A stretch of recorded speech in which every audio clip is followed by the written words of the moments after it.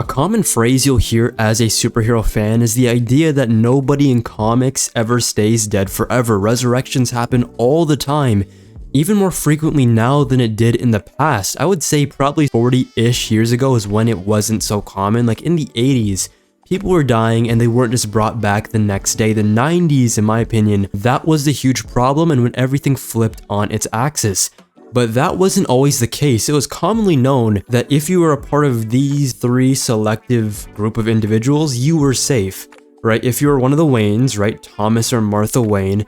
If you're one of the L's, this is not Twitch chat, you know what I mean, Superman's family, Jor-El and Lara Van-El, and Uncle Ben, right? On top of that, there is another layer of protection from resurrections if you're killed very early on in the history of these characters, Gwen Stacy for example. But now the problem with people staying dead is that there's so many different methods to bring people back to life. Supernatural means, through just normal magic, through science, through the abilities of cosmic figures, through having a lot more tech that can be used to solve a lot of the burdens that we have in real life. If you think about it, a lot of the things that we have should not be that much of an issue there, especially when there's people who can turn water into lava with the snap of their fingers. But I think we could all agree that if you were integral to like the origin story of a superhero and your death means something, you probably shouldn't be brought back in any form or fashion. If you are integral to any form of character development that somebody has,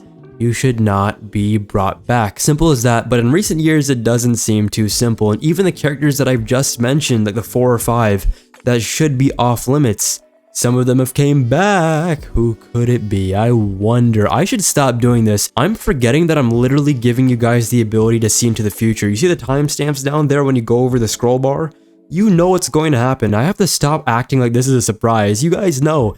And honestly, just a quick reminder, if there's any sort of character that you guys want to get to first, feel free to go through the bar and see which characters interest you the most or characters that you want to hear my thoughts about. Just watch the whole video. But yeah, let's get straight into the video. But first, I want to talk about my honorable mentions and why they aren't on my list. So the first character up is the Man of Steel himself, Superman. Now, Superman probably has one of the most famous deaths. The death of Superman and going straight into the reign of Superman is one of the most iconic moments in comic book history, but we all know at this point in time that it was purely a marketing gimmick, one that created a lot of good ideas, mind you. Doomsday being the literal embodiment of, I don't want to say death or destruction, because we know what that looks like in DC cosmology if you've read The Sandman, but he is the antithesis of what Superman is. Superman wants to save as many people as he can. Doomsday, he wants to kill as much as he can, right? It doesn't matter if Superman is there or not. Unlike somebody like Darkseid, who is an embodiment or representation of evil and tyranny in the DC universe, he's not going to do anything out of spite without Superman being there or knowing that it will cause Superman or any other superhero some sort of harm. Everything that he does is cold and calculated. Doomsday just wants destruction. And that's what makes him a really cool fight scene, right? He's one of the biggest boss battles in comics, and I am going to be honest, I like the plot and characterization and interaction and dialogue more than fights in comics, but as a superhero fan, I'm not going to act like I don't love that and I won't eat it up if it's given to me well. And Doomsday, more so than being death, is the embodiment of having good fight scenes. Like, that is literally who you bring in if you want to see some sauce.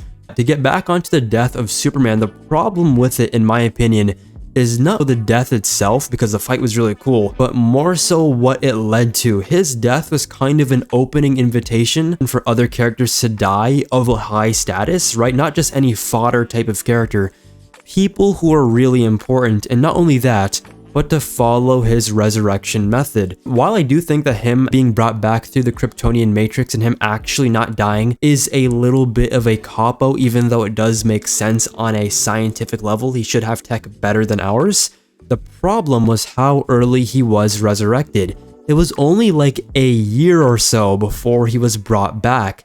And that's what led to other characters like Colossus or whatever, Captain America, to be killed off and then brought back 2 seconds later. In my opinion, if I was in charge of like Superman management at DC, the first thing that I would do was make sure that Superman stayed dead, not forever of course, because he is one of my favorite heroes, and honestly, if we're going to keep it a buck, there is no world where they keep one of their flagship titles off the rack for that period of time. It's just not happening. What I would do was make sure he stayed dead all the way till the tip of the new millennium, the 2000s. Imagine how cool that would be if Superman got brought back in the 2000s, kind of like Jenny Sparks in The Authority. That would be sick, having a whole arc in Grant Morrison's JLA maybe.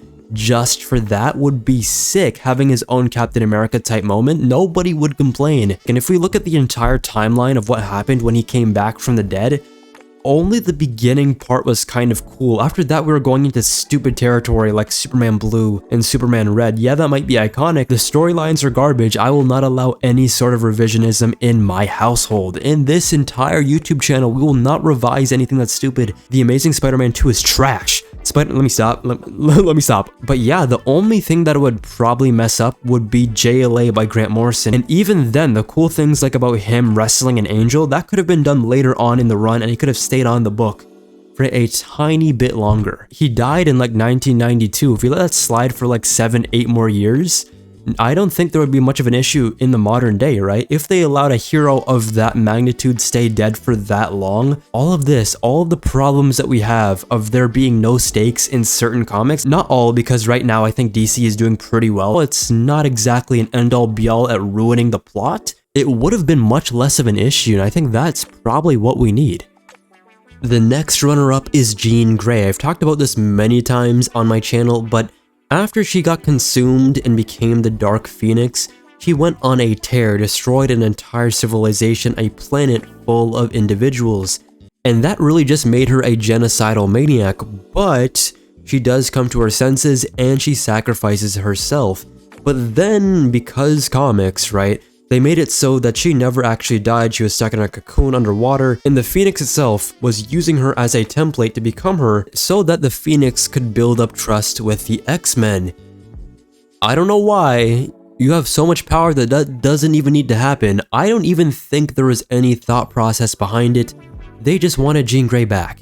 And that is all I'm going to talk about in this situation, because she has died so many times and been resurrected so many times that you can't even be mad at it. It is a literal trope in X-Men comics that gets really funny if you try to counter it out. Somebody should make an X-Men reading game where you take a shot every single time she dies and gets resurrected. I'm sure there's going to be some problems there. And the final honorable mention I want to talk about is Hal Jordan Green Lantern. And the reason why it's another honorable mention is because I have to appeal to my fellow Kyle Rayner fans. Yes, you are seen, you are heard. The fact that you might not be in the DCU, Hal Jordan, John Stewart, and Guy Gardner, they got their time to shine. And you might not have that. I'm doing this one for you, while also doing you dirty at the same time. But first of all, we have to see where Kyle Rayner was at this point in time, and why a lot of Kyle fans in particular really did not want him to be brought back. Because if you look at the timeline, it kind of set the path for DC to neglect Kyle, but it didn't really happen for a long time. They were actually putting in effort to make sure that he stayed relevant, but we'll get there in a minute. The first thing that we have to talk about was the run that happened prior to Jeff Johns bringing him back. And the writer who wrote it was Judd Winnick, and this run was peak. We had Circle of Fire in there where he had to fight Oblivion, all of his worst thoughts and memories and just feelings and emotions being turned into this one reality warping entity that he didn't even think that he made, right? He had to deal with that and alternate versions of like Green Lantern. And then we had like the power of Ion when he had the Ion entity. We had Alexander Nero, him getting his own arch nemesis with a yellow power ring. We had Brothers Keeper where we had Kyle dealing with like hate crimes and political issues against people of gay or LGBTQ identity, right? Which is also really good. They were actually on the ball in this period of time. And the ending, Ron Mars, the creator of Kyle, came on to basically have his final revenge on Major Force. It was beautiful, magnificent, and it needed to happen. But the reason why I don't think it's much of a big deal is the following things. First of all, they were building up to the resurrection of the Green Lantern Corps, and I guess Hal Jordan himself. Kyle Rayner, he is the Torchbearer. That is his title. His goal was to resurrect the Guardians, the Green Lantern Corps, and Oa. And he did all of that on his own. He was by himself, nobody else to rely on in the cosmos. But he did that. He is like that. When he got brought back, Hal Jordan that is, Hal had immense respect for Kyle, and the books itself maintained that respect. They had a 12-issue miniseries called Ion where they really went in depth with Kyle's psychology, his relationship with his mother, and the newfound power he once again re-achieved. Then we have to remember there was a lot of great stuff with him being, he raised a couple of ranks. What's that? Being promoted. Yes, I forgot words. Being promoted to Honor Guard in the Green Lantern Corps, having a really cool relationship with Guy Gardner. On top of that, he was a key player in all of Jeff Johns' biggest events, to even being one of the 2 Green Lanterns, of course that being Hal, fighting with Sinestro in the final battle. He was one of, if not the main character in Tomasi's and Bernard's, the run that came after that, their Green Lantern Corps run. Which, if you don't know, Green Lantern Corps is the sister title to the main Green Lantern run with Hal Jordan as the lead. And then, even when the New 52 hit, and all the characters of his generation were either erased or made not to be relevant, they found a way to make him a big deal. They gave him a whole arc of him working his way up to master all of the emotions and become the White Lantern. And finally, there was the Omega Men miniseries, which was really an in-depth look at how Kyle viewed the world without his White Lantern abilities, and when he had his White Lantern abilities, right, his ring got completely decharged and he was a normal human. Imagine having godlike abilities, but being reduced back to your normal self. That is going to be a huge change, especially when you're stuck within the cosmos and in the Vega system, one of the most, if not the most dangerous galaxies across DC cosmology. It was great. Granted, right now, we're kind of building our way back to making Kyle more relevant because there was a 2, 3, 4 year gap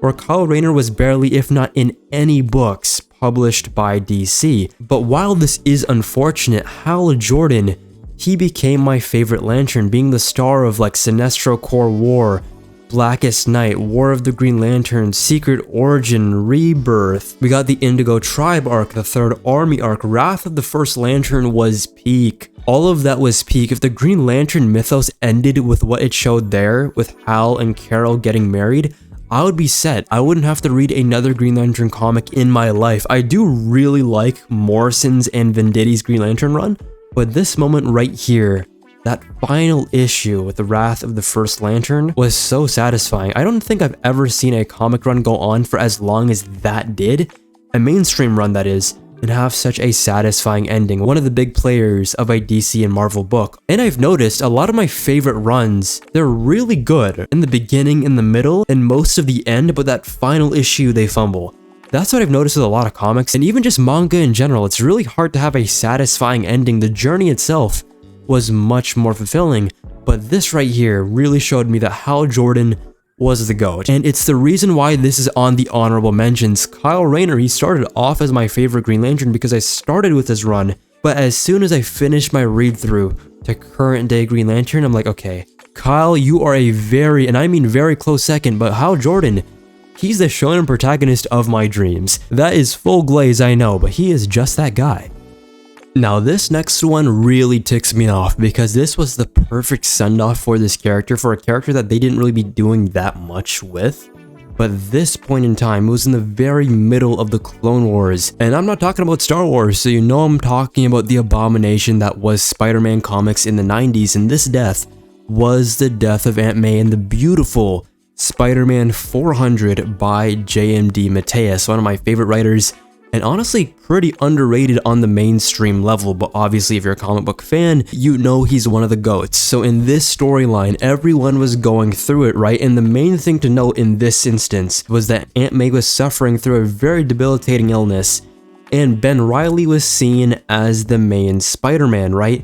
The entire identity of the Peter Parker that we've been following was put into question. Was he ever even Spider-Man? Was he the clone all along and Ben Reilly was actually the original? And to kind of get you a little bit of a glimpse as to why this issue was so special, I'm going to read to you a little excerpt here of Peter's final moments with Aunt May, so I'm gonna read it out now. I spoke to Dr. Capito. She said this fever you're suddenly running with has her worried. She's going to be here soon to check you. And she's like, no. Mary Jane and Aunt Anna should be getting back here at any minute. And then we can, no, Peter. No doctors, no hospital, no Mary Jane or Anna. This time is for us to say our goodbyes. Goodbyes? What are you talking about? We just had a little fever. This is what this is all about. I'm sure once Dr. Capito sees you. Don't you see, my sweet nephew? This past week together, it's been a gift. A chance for us to take our leave. I couldn't just fade away like that. I had to hold on just a little bit longer for you. You've never been very good at letting go, Peter. Losing your parents the way you did made it so hard for you. No, Aunt May. Yes, but not all leave-taking is bad. I've had a good life, a long life. But I'm tired, Peter. It's my time. It's my time. As he holds her hand, and in the window here, you might be asking, what is this little silhouette? It's Ben Reilly, who's sitting here. Of course, Ben Reilly having the same memories as Peter.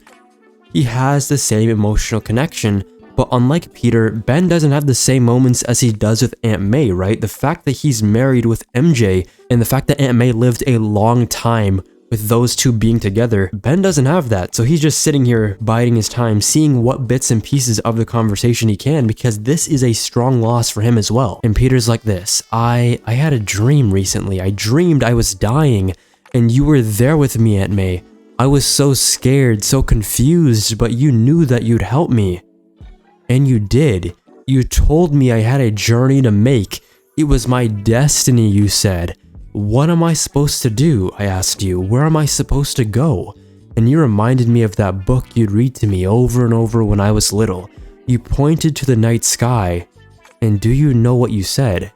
Second to the right and straight until morning. I love that saying for Spider-Man. This is one of the best quotes in all of his fictional publication history. I love it.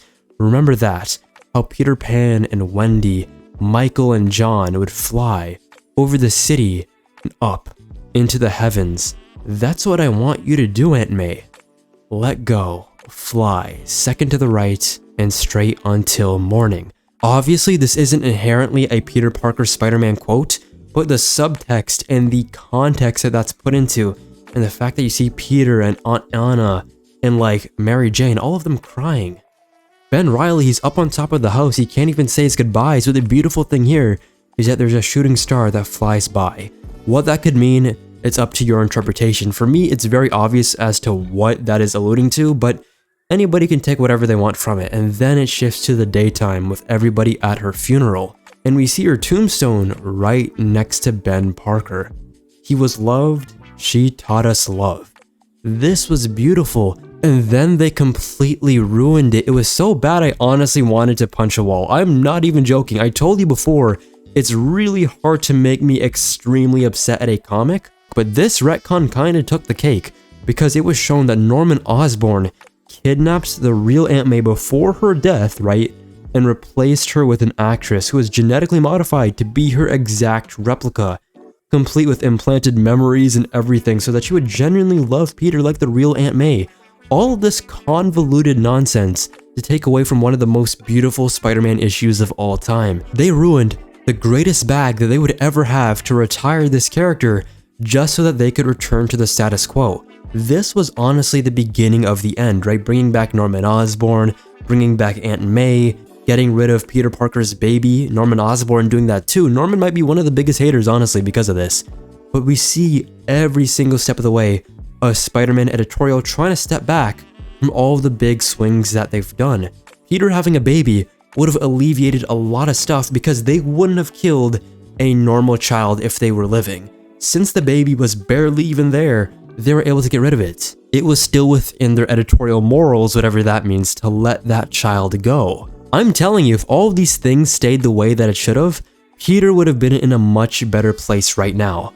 On everything that I love. The only saving grace from this is J. Michael Straczynski cooked again with Aunt May in his run. Aunt May was honestly one of, if not my favorite character, side character that is, in Amazing Spider-Man under his writing. It was so good when Aunt May found out that Peter was Spider-Man, and that whole discussion that they had. I'll link the issue so that you guys can read it. All of J. Michael Straczynski's run, barring the very end with like One More Day and what's it called? The one with Gwen Stacy. I forgot it. That was such a painful book for me to read that it literally since passed. Oh my gosh, trauma back at it again. A wave of trauma just rolled over me. but she was such a three-dimensional character in that book that it almost made me forgive this retcon. Jason Todd the Red Hood. It seems like I hate him with the amount of times I mention him in these videos. At one point in time, he was my favorite Robin. I used to read Red Hood Rebirth all the time. That was my favorite. Little did I know that was one of his only good runs. Okay, but his resurrection, there's two different ones. The first one is garbage, the second one kind of makes sense. So let's talk about the one I like first. The one that I like is from the Red Hood movie, the Under the Red Hood animated film. And that was when Ra's al Ghul ended up having Joker accidentally kill Jason Todd. It seems kind of convoluted, let me break it down a little bit more. So, Ra's al Ghul hired the Joker to cause some mayhem so that he would be a distraction while Ra's al Ghul would do about his business, right?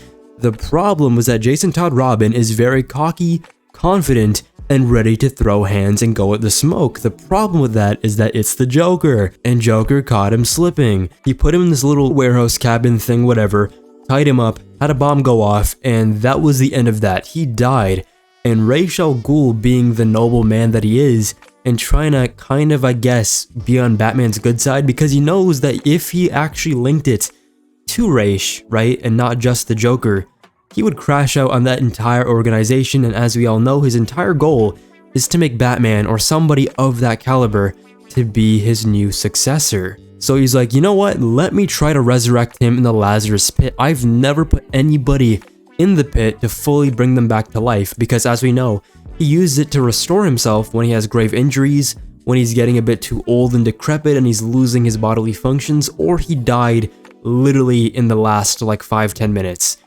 This guy was dead for at least a week, or maybe a couple of days or whatever, so he was dead. There is no soul left in this man, but Ra's using his brain, he was like, you know what?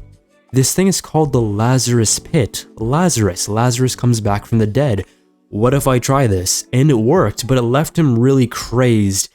And he just ran out the building, jumped out the window after assaulting all of his men, and he just didn't know what happened with him. Fast forward a little bit, and then we see that Jason Todd is the Red Hood. Did the pit send him rabid, or was he always like this? That was kind of the moral conundrum. Did Batman raise him to be this way? Did he not do his due diligence? Or did the pit have its usual mind-altering effects? But unlike Ra's, who got changed over multiple uses, overexposure at this point, was Red Hood completely tainted off rip? I guess that's something that we'll never know, but the cool thing about this, and what I really like to do personally, is that if there is a comic version that kinda sucks, or there's too many extra threads, I can just plop in this version, the animated version, that kinda take two of the story, and to say that Under the Hood is actually good. It's the repeat. The story in and of itself isn't actually bad. I like it, and a lot of the plot points that are the best in that comic are replicated in the movie, one for one, verbatim. It's great, but the problem with its position in Batman lore is that it was happening during Infinite Crisis, right? So it got cut off randomly, and it was happening in between other events like War Games, so it was getting cut up a lot. So the pacing is really weird, and the characters it uses is really weird because of Infinite Crisis and all the other expanded DC universe. So this one movie made it a lot more succinct. In the comics, how he survived was Superboy Prime, because of Infinite Crisis, don't ask, punched a hole in reality, because he can do that for some reason. It's really cool actually, and it led to a ripple that caused a bunch of reality altering things, and it led to Jason Todd literally digging himself out of his coffin and being basically a brain-dead zombie. He was found by Talia al Ghul, brought to the Lazarus pit, and he got fully cleansed. Still in his crazed self, but of course, as we know, he got back to normal. And the good thing about post-crisis Red Hood, in my opinion at the very least, is that they were fully leaning on him being a villain or an anti-villain type of character. He was doing crazy stuff for quote-unquote the benefit of Gotham citizens, the Gothamites. But he's kind of crazy. Obviously, of course, working with Hush in the Batman Hush storyline, to even beating the brakes off of Tim Drake in Teen Titans because of his jealousy. He got the better of him, and he fought him in this really crazed, manic way where he put on his old Robin. So look at this grown man doing this. It's so funny. They made him really pathetic, but also cool at the same time. It was kind of like the Deathstroke effect. He did this because he couldn't believe that Batman replaced him that quickly So he wanted to see if that replacement really had all that it took. And in my opinion, knowing that he was many years younger than Jason, and the fact that he was less trained, not as big, he put up a really good fight. Obviously, Jason being bigger won out at the end, but Tim Drake, very commendable. On top of that, he would dress up as other Bat family members like Nightwing when he was gone, and Batman when he was also gone because of Final Crisis, and he started killing criminals, leading to a bunch of interesting confrontations, in particular with Nightwing. Nightwing and Jason have beef. He should have stayed as one of Nightwing's biggest villains. That would have been really cool, seeing a former brother brought back from the dead and being one of your biggest ops, even when he became Batman.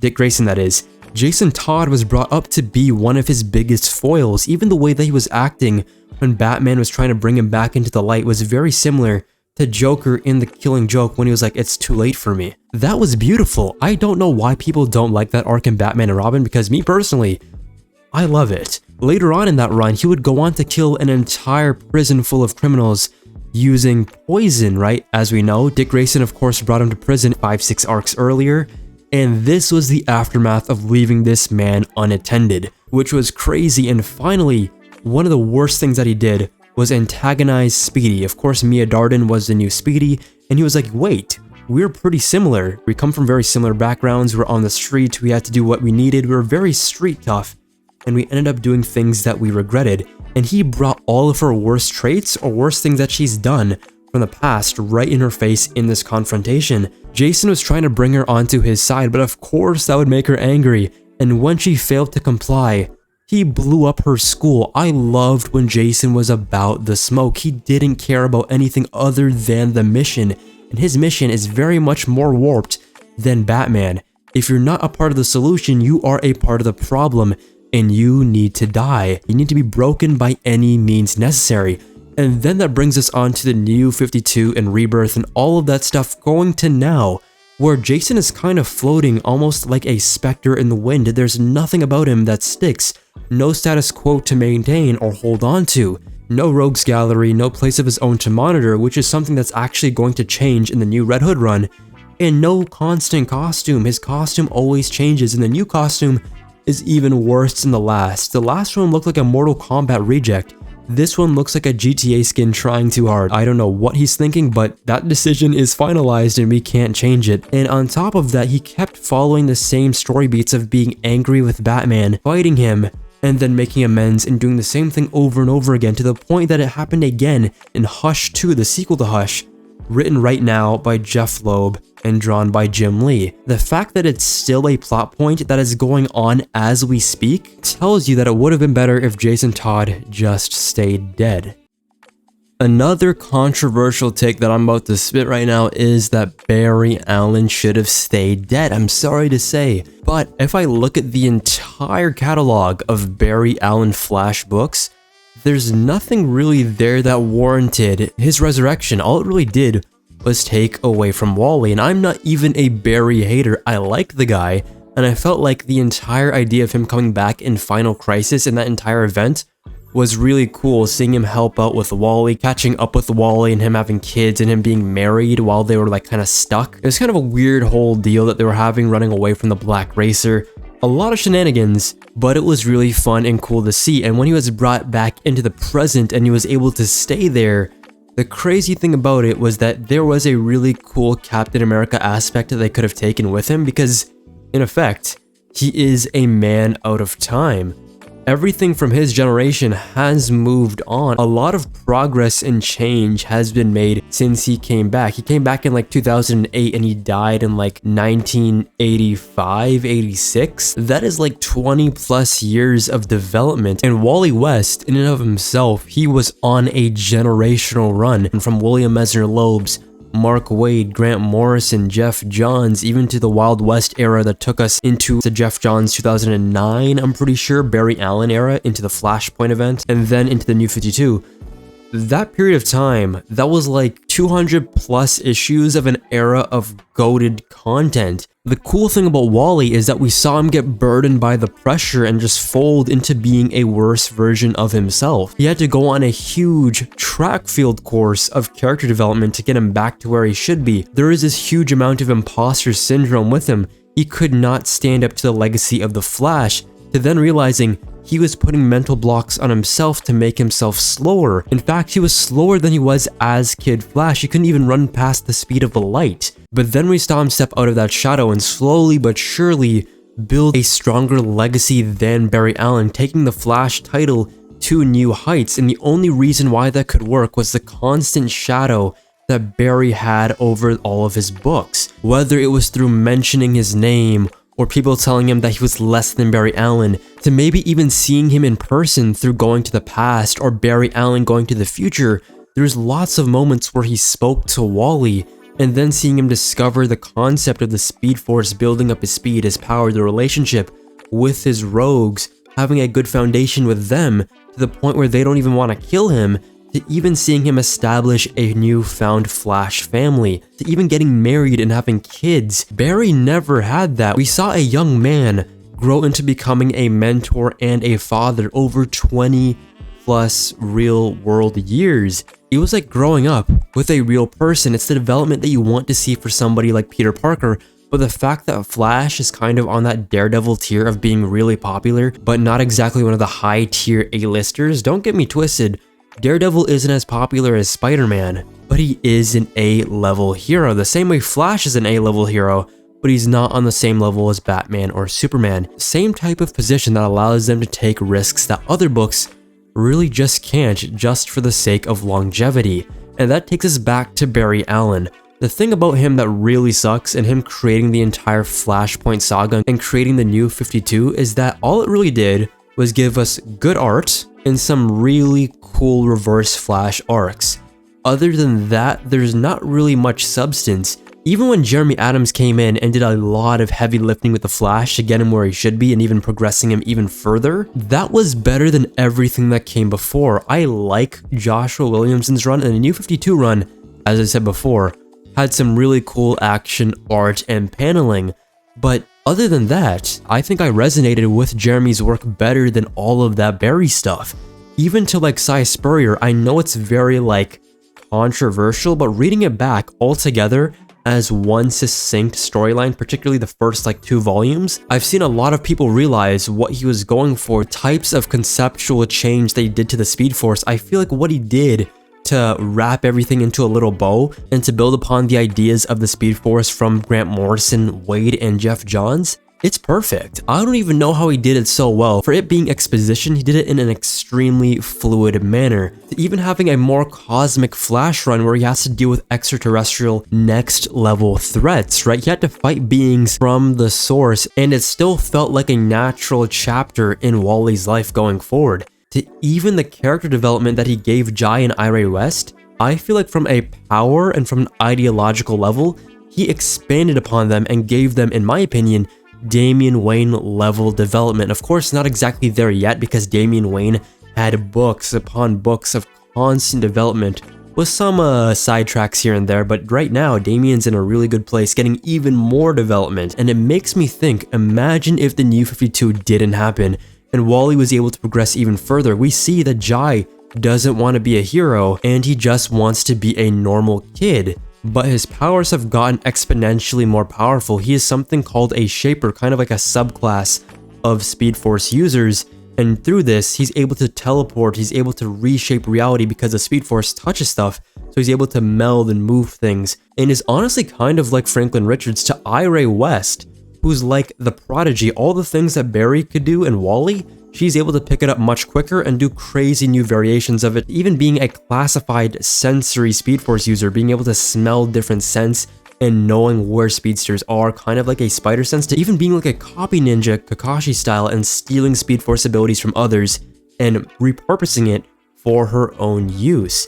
And man, if they were able to keep this trajectory from before the New 52 till now, we would have seen Iray become the new Flash, the first female Flash being the daughter of Wally, and seeing all the crazy shenanigans she would be up to. Wally would be retired right about this point right now. I think he would have stayed the Flash until like 2020, right? He would be there for like White Lantern Kyle Rayner. Can you imagine White Lantern Kyle Rayner at the same time as Wally? But yeah, man, ever since Barry did Flashpoint, every subsequent run felt like a course correct. From Rebirth trying to bring back Wally West, to Jeremy Adams' run trying to bring back Whyyyy into being the main Flash, to Cy Spurrier finally giving the development to his kids in the Speed Force that they should have gotten years ago. It's quite unfortunate, but thankfully now we're back on track. To mix it up a little bit and to give you an alternate universe take, let's talk about the Ultimate Spider-Man death and rebirth. Now, a lot of you guys know just by watching things like Comic Historian that Spider-Man in the Ultimate Universe, he died in his first year of crime fighting, which is crazy because so many things happened, from fighting like Kraven, Venom, Carnage, Mysterio, Electro, Doc Ock, to having the whole clone saga. So many things happened. Kingpin was literally using his branding, the idea of Spider-Man, and trademarked it and used it for his own propaganda. It was insane. Ultimate Spider-Man did so much in 1 year that it makes it look like the current Ultimate Spider-Man is actually slacking, because while I understand the idea of the current one by Jonathan Hickman is to make it so that every month a new issue happens, for the pacing it makes it seem like not much is going on, even though I will admit it is a good comic, a little bit overrated, but it's still good. The funny thing about it, in my opinion, to get a little off topic, is that I feel like, at least for the recent issues, there's one issue that's kind of and the next one pulls me back in, and then the next one is and the next two might pull me back in. And it's a weird cycle that I feel like if I read it all together, it might feel a bit better. But obviously I know they're trying to build up to the Maker and that huge Ultimate Endgame event that they're building. And it's actually really funny because all the marketing is Avengers Endgame adjacent, and what I mean by that is that you can see them use the Ultimate Universe characters and plop them into an MCU setting. Like, look at this poster and look at this one. These are the exact same things, but with different characters, which is kind of funny.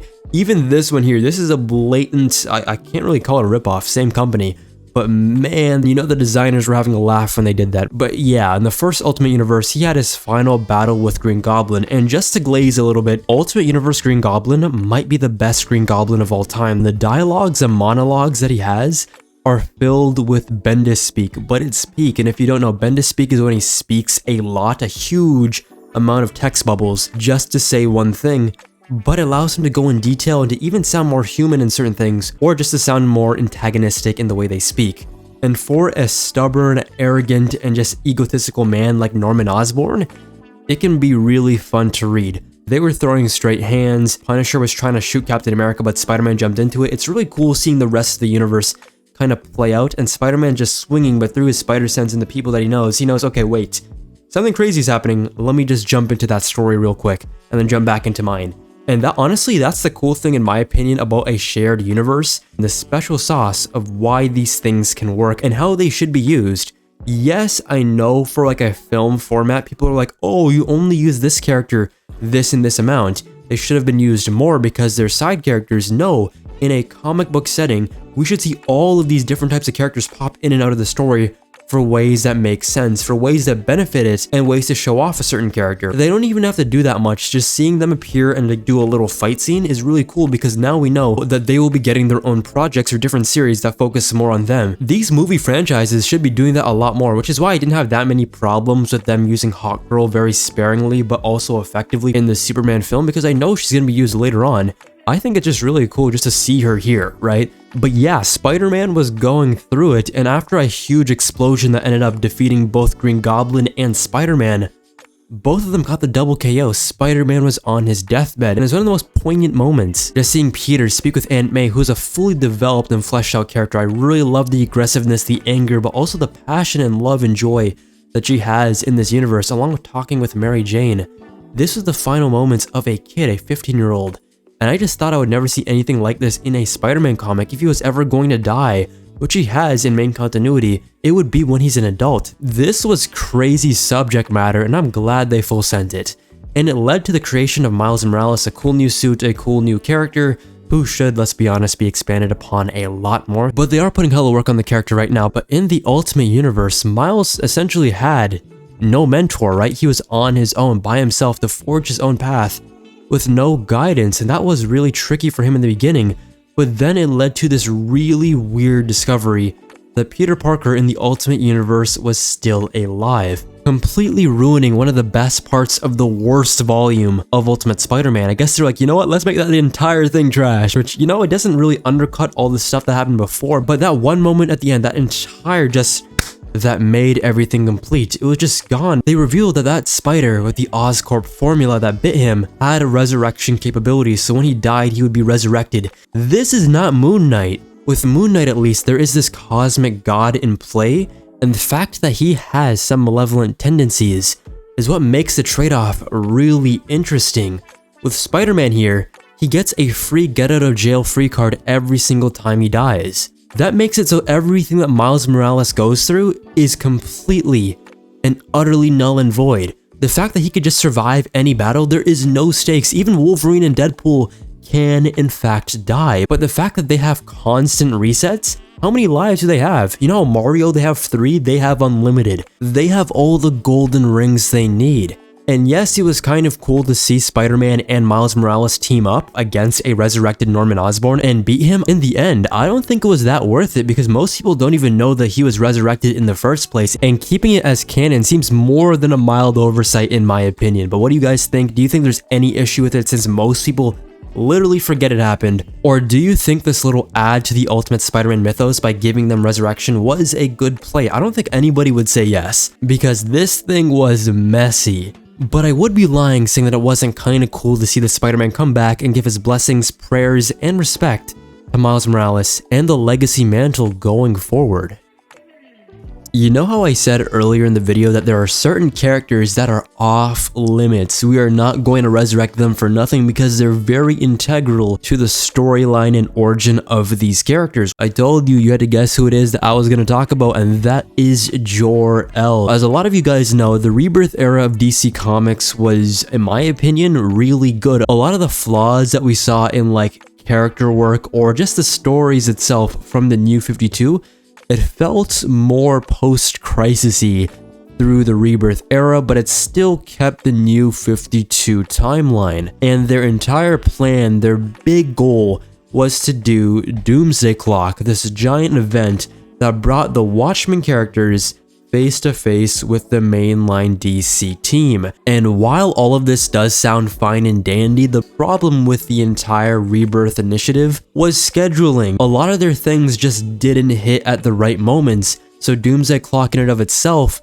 took way longer for it to finish. It finished in 2019, I'm pretty sure, 2 years after the Rebirth initiative ended. Granted, they were still within the same status quo. Nothing big or grand happened in that space and time it took for Doomsday Clock to finish, but in terms of how they were setting up certain chess pieces here and there, we saw Dr. Manhattan and his abilities infecting and influencing the DC books. But because it took so long for Doomsday Clock to come out, they had to pivot on some of their great ideas.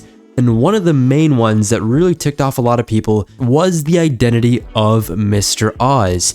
Now, that entire name, it sounds like Ozymandias, right? And that I think is who it was supposed to be, but because of all these timeline issues, they had to pull up something quick.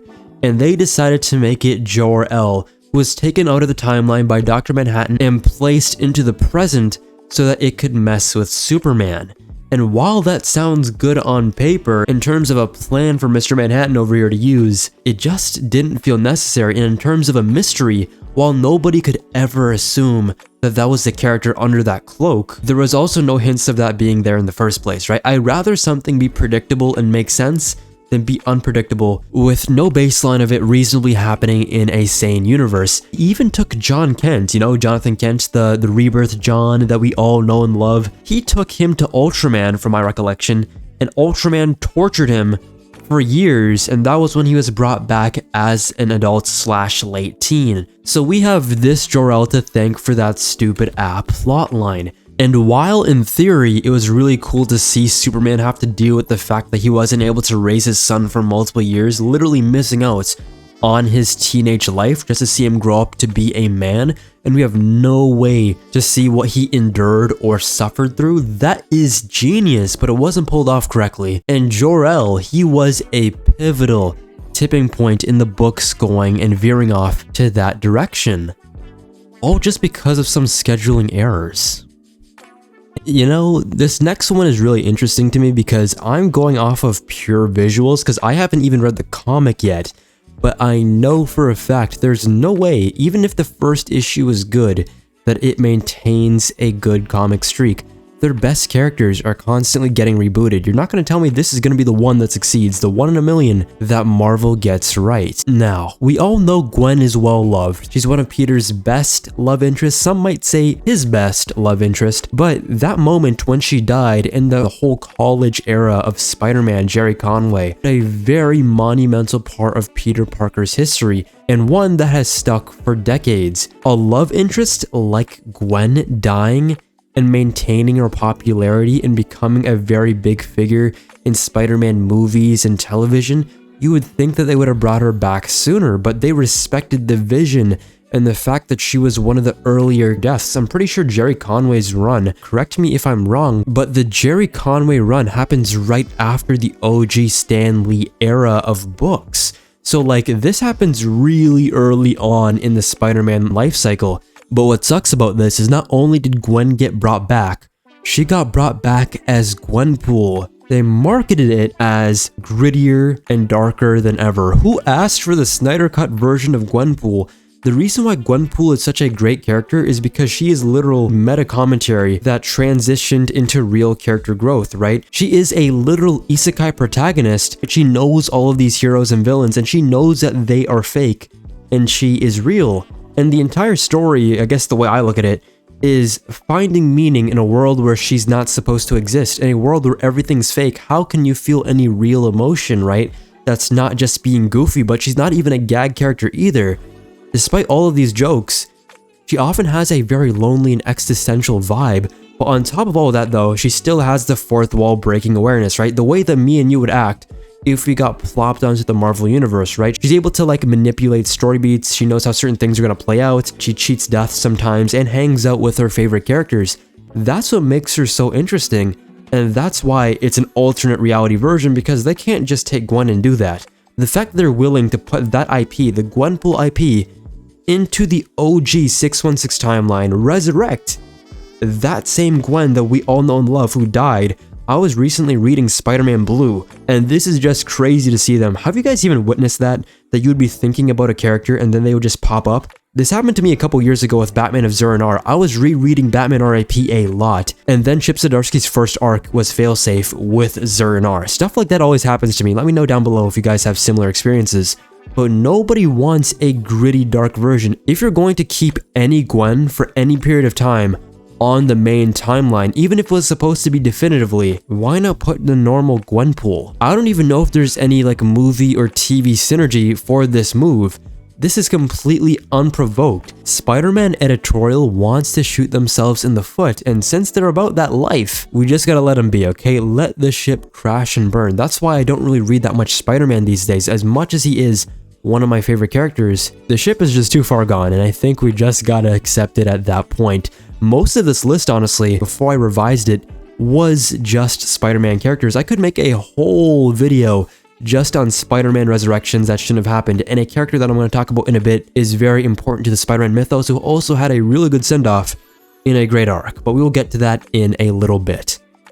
This next one is a bit of a cop-out, but it kind of makes sense. It's Thomas Wayne as Batman. Now, as we know in the Flashpoint storyline, Barry Allen did what he did best, and he ruined the timeline, and it caused everything to go out of whack, right? Him saving his mother created a time boom, and this time boom led to Bruce Wayne dying, right, the kid, and Thomas Wayne becoming Batman, and his mother, Martha, becoming the Joker. A really cool flip of the coin if you ask me, but at the end of that storyline, everything gets kaput, right? The universe is at its worst point, and the Flash, Barry Allen, has to reset it again. He has to create another Flashpoint, of course this leading to the New 52.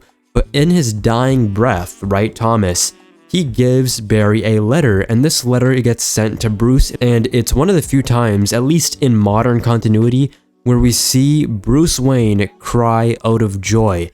It's a beautiful scene, and it's something that gets played on a lot more in the Button and other storylines like that. But then, of course, because of Dr. Manhattan and all of his meddling, you have to remember this is the Rebirth era, and Dr. Manhattan is trying to mess with the heroes. He does another thing, and he resurrects Bruce's father, but not the normal version, the Flashpoint version. And the weird thing about this is that in the City of Bane arc in Tom King's run, he gets turned into a villain, one of the main antagonists alongside Bane. And we see that he has a very misplaced focus, right? His entire transformation into being a villain is so jarring and haphazard that we don't even know how to react to it. His motivations kind of make sense, but why would you turn into a villain? I would just try my best to maybe, I don't know, take over for Bruce, to like, I don't know, follow in his footsteps, to not be a Batman who kills so that he could have a happy life. But before we get too far into that, let's go over some of the worst things that he did since the resurrection, right? With the help of Bane, well, Bane was the main mastermind behind all of this, but they turned Gotham City into a militaristic state, right? And they have Hugo Strange, I'm pretty sure, as the commissioner. They have Joker and Riddler as like police. They have Arkham inmates all over the street. It felt like no man's land, but of course in a more controlled manner because Bane was the person pulling all the strings, right? They had Psycho Pirate. They co-opted his abilities to mind control and brainwash the Gotham populace, even the supervillains, to do their bidding, to be obedient to Bane, right? And there was this kind of warning: if any Bat family member got into the city, they would kill Alfred, because Alfred was kidnapped, and Damian Wayne, being the very cocky, arrogant, very sure of himself type of character, he tries to infiltrate the building. He defeats a lot of the villains, but eventually Thomas Wayne comes in, overpowers him, imprisons him in Wayne Manor, and shows him Bane snapping Alfred's neck. So he traumatizes his grandson, and that is a part of his giant scheme. And this moment right here is where I think he became truly irredeemable. He does have a couple fights with Bruce here and there, and he even beats up his own son and traps him in a coffin in the mountain desert. The entire goal was to put Bruce at his lowest. And while they did have a couple of skirmishes back and forth, the worst part was the confrontation at Wayne Manor, where he imprisons Bruce, where you might expect, in a room in Wayne Manor in front of Alfred's corpse. And he says all of this is pressure onto Bruce. His plan, it was his plan so that he would abandon being Batman, so that he would have a normal life with Catwoman, because he saw the risks of being Batman the entirety of his life, and it leads down a very depressing path. Why don't I traumatize him even more so that he would realize the error of his mistakes, that he can't be a hero? He might as well just live the rest of his life being a normal man with the love of his life. While all of this, the entire game plan, or the thought process behind this, why he wants to do this, and I guess the end goal, is noble, and it makes sense for this version of Thomas. The methodology was completely out the window. I've never seen such a counter-heel turn that quickly into demonic territory. Thomas Wayne was not acting like the Flashpoint Thomas at all. He doesn't seem like the type of person to write that heartfelt letter that was so good, so emotional, that it led Bruce to tears. These two are completely different characters, and that is the only way that I could rationalize any of this. Harry Osborn. I told you guys there'd be a lot of Spider-Man characters. Now, as a lot of us know, Harry has been Green Goblin multiple times in main continuity, and the last time this happened was in the JMD Mateus Sal Buscema era of Spectacular Spider-Man. In number 200, a lot of the milestone issues are when a lot of these Spidey characters die, huh? And in this arc, what happens was Harry finally, or I guess eventually, descended back into madness, and it really peaked when he activated a bunch of bombs towards a townhouse where Mary Jane was supposed to be. But he told him, dude, your son is also there, Normie. He's still inside as well, and Mary Jane is the only one helping him escape the building. So that leads to a little moment where he clocks what's going on in Justin Bieber style, and he's like, you know what, I'm tweaking, and he gets his sanity back, right? And he flies there and he saves both of them. But something to understand was he did inherit a lot of damage onto his body. Also, he tweaked the Goblin formula, right, the serum, to make it stronger and more aggressive than ever. And the problem with that is it became very toxic, right? This enhancement led to more side effects, and it led to him dying. And there is a multitude of silent issue pages where we see Spidey and Harry there's no dialogue that needs to convey any sort of message here between each other. And even when he dies in the ambulance and he's holding his hand with that blank stare in his face, it's one of the more emotional Spider-Man moments out there. This was his best friend since childhood, and now he's dying. It's kind of like a Batman Bruce Wayne Two-Face scenario where they've been friends since they were a kid. They were working together as adults, and then everything just managed to mangle itself into becoming something very complex and tragic. And this was the last we saw of Harry. I'm pretty sure this was 1992, 1993, around the same time Superman died, was when Harry Osborn kicked the bucket. And then, because of One More Day, the root of all evil, Harry gets brought back, and there's a lot of different explanations. The first one, the idea is that Harry faked his death. The serum led to him being like comatose, long enough for Norman to like send him away on a trip to Europe to be taken care of. And the entire argument that they were building was that since it happened to Norman Osborn, because you have to remember, he was in a very similar situation where he died fighting Spider-Man, but he got resurrected and he was shown to be the mastermind behind the Clone Saga, right? Because it happened to him, it should happen for Harry as well. It made me realize that Spider-Man editorial, they do not in the slightest. They're bringing back all of these old pieces just so that they can tell a story similar to the ones that were told like 60, 70 years ago. Time has passed, we've moved on, storytelling has changed. We want there to be stakes.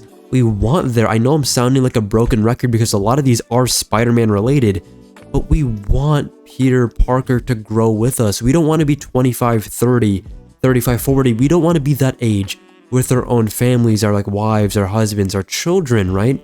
And Peter is still the same man-child. We want him to be like Wally West and like characters of the sort, even Nightwing or Kyle Rayner, maybe I guess to a lesser extent, but we want them to be like these characters because we could see the through line, the thesis of why they are the way they are and why these stories are made for them still decades after their conception. I keep saying this, but there is no reason to come back to Spider-Man comics. This is me hypnotizing you. If I say it enough, you will just not read it because there are way too many hate readers who keep the Spider-Man stocks up. Why do I see it on the top 10 most sold comics every single time it gets published? Joe Kelly though, this recent run from what I've seen is pretty good. I hope it stays good. The dialogue seems pretty well and it seems like they're bringing back MJ and Peter. If they mess this up, I'm telling you, no one go out to your comic book store, nobody read it online, nobody even pirate a Spider-Man book for the rest of your life, okay? Get it, got it good, nice. Oh, and I forgot to mention, even that got retconned, that Harry Osborn, he's a clone. Do you even want me to explain it to you? You know what, I will. So in Nick Spencer's run, he was fighting a villain called Kindred, and in his mass retcon spree, this was on the table, right? What Peter didn't know was that Harry still died in Spectacular Spider-Man, and that was the only real version of Harry. And the twins, right, Gabriel and Sarah Stacy that Norman Osborn had with Gwen Stacy in the Since Past storyline that everybody wants to forget, that thing, they were in effect test tube children that were used to psychologically damage Peter, right? All of these kind of retcons and weird things became Kindred, right? Demonic twins, these kids, who were resurrected repeatedly, tortured in hell, and I guess empowered by Mephisto to punish not only Peter, Norman, Harry, everybody in general. And it shows us, and it kind of reframes the last 15 years of Spider-Man continuity. Harry was dead all along, his return was really a fresh-made lie. But then it really brings into question, was it even that big of a deal in the first place to retcon? I don't know, but the clone Harry, after being like captured, he sees a decomposed body of the real original Harry Osborn, so he knows that he's not real, but instead of like sulking like a lot of people would, I'm not real, oh no, he decides to wear the Goblin suit one last time and to redeem himself as a hero, but it ends up with him dying once more in his arms. And it feels kind of like a loop, right? A twist on the normal death. It's kind of poetic because it repeats the same thing that happens in 1993, but still, the storyline is already diminished. Changing it back doesn't really do much for us if the last 15 to 20 years they made it this way. You know what I mean? Like, people aren't even going to read modern day Spider-Man. They still have memories of One More Day. They don't have to do all of that. The Sins Past stuff I think was really necessary. The Harry Osborn things, it just feels like he was trying to backpedal a bit too much. And that was kind of the downfall of Nick Spencer's Spider-Man run. He was a writer that was trying to do too well with the Spider-Man community that he ended up forgetting that he had to tell a story, and it felt like just a checklist of retcons instead of something that was deeply compelling. And finally, we have one of the best Spider-Man villains because of one particular storyline, and that is Kraven's Last Hunt. Now, in this storyline, created of course by the GOAT JMD Mateus, he's one of the best, if not the best, Spider-Man writers of all time. Can we have a discussion? He is that guy. Every single time I see even like Shadow of the Green Goblin, I am cutting off my own speech because I gotta talk more about this man's accolades. Let me glaze. Let's get back to the story. So, in Spectacular Spider-Man, Amazing Spider-Man, Web of Spider-Man, it was a whole, you know how they have like crossover comics like within their own respective books, so it doesn't like spread out into like the wider Marvel universe? It's a very big practice in Batman books, but here is where Kraven's Last Hunt happened. And JMD, along with Mike Zeck, they make Kraven a more tragic hunter who like shoots Spider-Man, right? Buries him alive, takes on the mantle of Spider-Man, proving that he is superior. He was the first superior Spider-Man. And the story unfolds in a very rain-soaked New York, very gothic. It felt very horror-y, kind of like Gotham, a minimalistic dialogue tone as well. And fun fact, this story was meant to be a Batman story. It was pitched as a Batman story, and then moved over to Spider-Man when they didn't take it, so that's why it's a lot more dark than you might expect. But Spider-Man in the 80s, and in particular this comic, was a creative high point. It led to Kraven going all out, right? It's a psychological quest to eat spiders. He enters like very spider-y rituals and challenges Vermin, who's like a deformed prey-like figure, to test his ideology and his power. And Spider-Man, he emerges from his grave in one of the most iconic splash pages of all time, with the lightning in the back, with the closed caption saying "I love you," and even the cover goes crazy, one of the best. And from here, when he confronts Kraven, it shows that he rejects his view of humanity, right? He leaves him alive, but Kraven fulfills his promise to end his hunt, right? His last hunt. And he kills himself. His suicide is tragic, and it's not really glorified. It's very much something that takes you aback. And those final pages, it just emanates a atmosphere to it that we just don't see that much in modern comics. It stands the test of time as, I guess it's a meditation on morality, mortality, and obsession. And it had a huge fan and just critical impact and reviews. It was glowing. Peter and his rogues were in their masterpiece era. It was a nuanced character study from all angles. And then his resurrection occurred in Grim Hunt in 2010. What I will say about Spider-Man Resurrections is that it does take a long time, but when they bring them back, it's in some of the worst, if not just underwhelming stories that you have to talk about it. Now in this storyline, as you might expect, it was the aftermath of One More Day in the brand new day era. And Sasha Kravinoff, his ex-wife, and his children, they resurrect him through a very interesting blood ritual. There we go, I could properly speak, but at this time they didn't know it was Kane impersonating Spider-Man, so it tainted the resurrection, making Kraven kind of undead or cursed with basically being a zombie.